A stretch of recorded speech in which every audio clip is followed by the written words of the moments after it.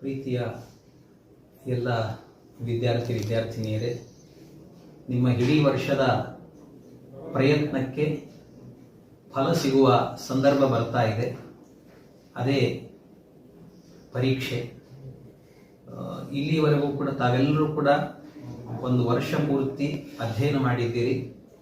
ದ್ವಿತೀಯ PUC ಹಾಗೂ 10ನೇ ತರಗತಿಯ ವಿದ್ಯಾರ್ಥಿಗಳು ವಿಶೇಷವಾಗಿ ನಾಳೆಯಿಂದ ಇನ್ನು ದ್ವಿತೀಯ PUC ವಿದ್ಯಾರ್ಥಿಗಳಿಗೆ ಪರೀಕ್ಷೆಗಳು ಆರಂಭ ಆಗ್ತಾ ಇದೆ.